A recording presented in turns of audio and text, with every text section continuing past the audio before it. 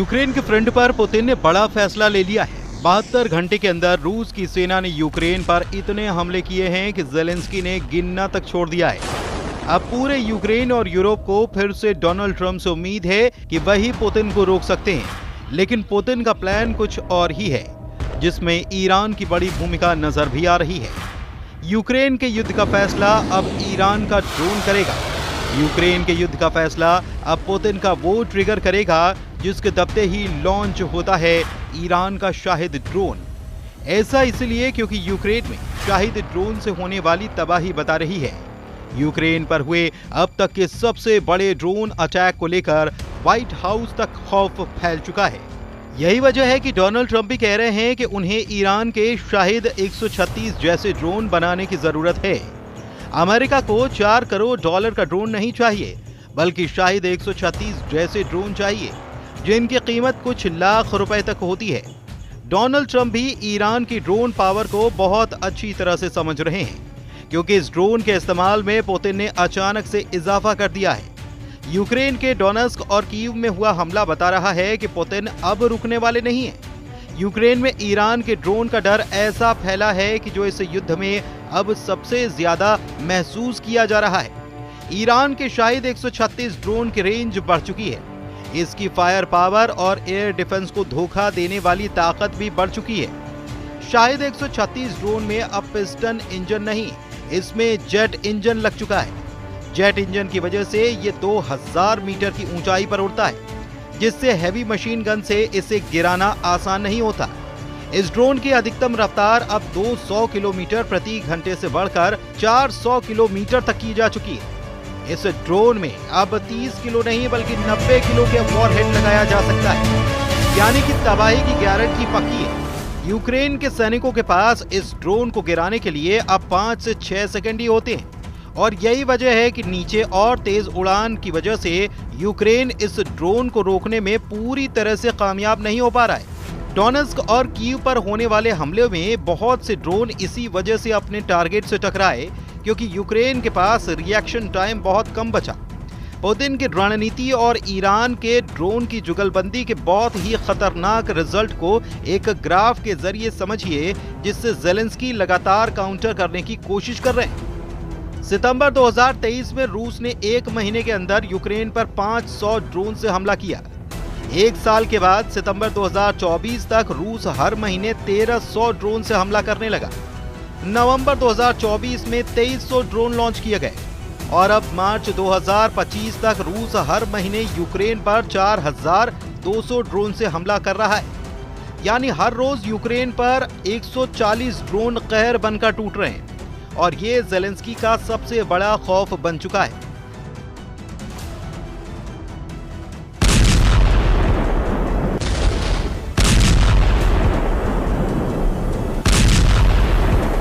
ये ग्राफ बता रहा है कि ड्रोन पावर में रूस सबका बॉस बन चुका है। पुतिन की ड्रोन पावर में सबसे खतरनाक साबित हुआ है शाहिद 136 ड्रोन, जो ईरान से सप्लाई किया गया है। अब कई रिपोर्ट ऐसी हैं जो ये बताती हैं कि पुतिन अब रूस में ईरान के ड्रोन की फैक्ट्री लगा चुके हैं। ब्रिटेन के think tank international institute for strategic studies की रिपोर्ट में बताया गया कि पुतिन ने मॉस्को से 900 किलोमीटर पूर्व में अलाबुगा में एक ड्रोन फैक्ट्री बनाई है। इस शहर में रूस के और भी हथियार बनते हैं, लेकिन अब अलाबुगा में 80,000 वर्ग मीटर के इस कॉम्प्लेक्स में शाहिद 136 ड्रोन का उत्पादन भी तेज हो गया है। रूस में शाहिद 136 को जेरॉन 2 का नाम दिया गया है, यानी ईरान ड्रोन का रशियन नाम, लेकिन टारगेट हो रहे हैं ज़ेलेंस्की के शहर। पुतिन की रणनीति साफ है, वो ड्रोन की फैक्ट्री लगाकर अब सिर्फ ज़ेलेंस्की को ही जख्म नहीं देना चाहते, वो पूरे नेटो को बताना चाहते हैं कि उनकी ड्रोन पावर अब पूरे नेटो पर कोहराम बरसाएगी। आप इसे पुतिन की तरफ से होने वाली मौत की बारिश कह सकते हैं, और ये बारिश करने के लिए पुतिन की दूसरी फैक्ट्री देखिए। ये फैक्ट्री रूस के इज़हेस्क में है, जो मॉस्को से 1000 किलोमीटर पूर्व में है। यहाँ भी शाहिद 136 ड्रोन की कॉपी जेरॉन 2 का उत्पादन चल रहा है। International institute for strategic studies की रिपोर्ट के मुताबिक ये फैक्ट्री ऐसी कंपनी चला रही है जो S-400 एयर डिफेंस मिसाइल भी बनाती है। ईरान का शाहिद 136 ड्रोन एक आत्मघाती ड्रोन है। इसे रूस ने यूक्रेन के हर मोर्चे के खिलाफ इस्तेमाल किया है। इसी ड्रोन से यूक्रेन के एयरबेस से लेकर हर मिलिट्री बेस को टारगेट किया गया है, क्योंकि ये ड्रोन अपने टारगेट के 2 मीटर के दायरे में गिरता है, यानी कि ऐसा सटीक कि दुश्मन का बचना नामुमकिन होता है। रूस ने अब तक इसका इस्तेमाल यूक्रेन के एयर डिफेंस को तबाह करने में किया है।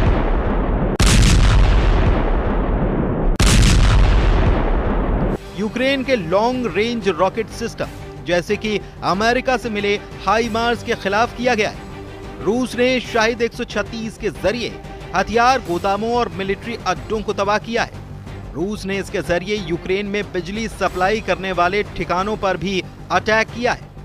आत्मघाती 136 ड्रोन अपने टारगेट से टकराकर बड़ा धमाका करते हैं। धमाका ऐसा कि ये जहां टकराता है उसका पुर्जा पुर्जा भी टुकड़ों में तब्दील हो जाता है।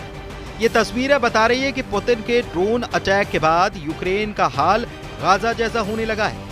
17 मई को पुतिन ने यूक्रेन पर अब तक का सबसे बड़ा ड्रोन अटैक किया और उसी के बाद ज़ेलेंस्की से लेकर ट्रंप को इस बात का एहसास हो चला कि पुतिन की ये ड्रोन पावर पूरे यूरोप में तहलका मचा सकती है।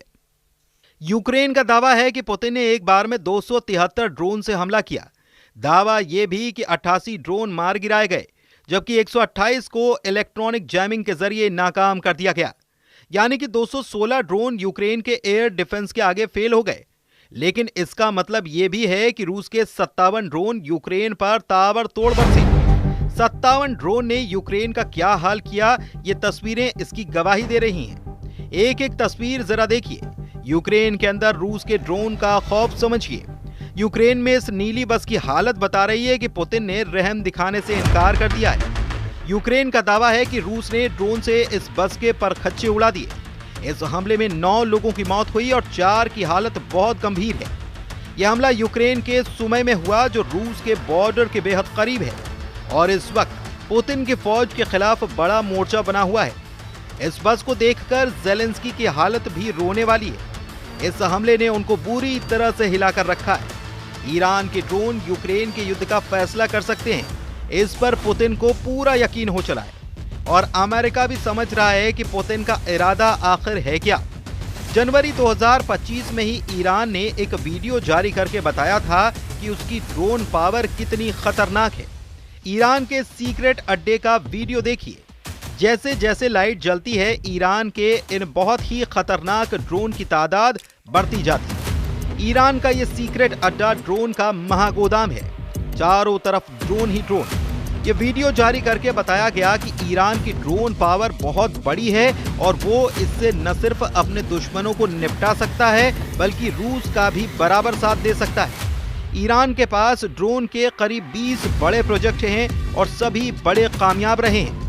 घरेलू टेक्नोलॉजी या चीन को कॉपी करके तैयार किए ईरान के कई ड्रोन बहुत खतरनाक माने जाते हैं। देखा जाए तो ड्रोन युद्ध ने यूक्रेन के युद्ध को बदल कर रख दिया है। न सिर्फ रूस बल्कि यूक्रेन की तरफ भी ड्रोन अटैक बढ़ने लगे।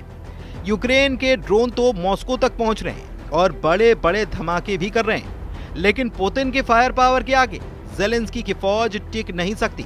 इस बात का एहसास पूरे यूरोप को है। 2022 में जो वॉर शुरू हुआ वो अब तक जारी है और सीज फायर की सारी कोशिशें अब तक नाकाम साबित हुई हैं, जबकि पुतिन का कब्जा बढ़ता ही जा रहा है। अब ज़ेलेंस्की का नुकसान समझिए। पुतिन के कब्जे में इस वक्त यूक्रेन का 20% इलाका है और इसमें क्राइमिया का इलाका भी शामिल है, जिस पर रूस ने 2014 में कब्जा कर लिया था।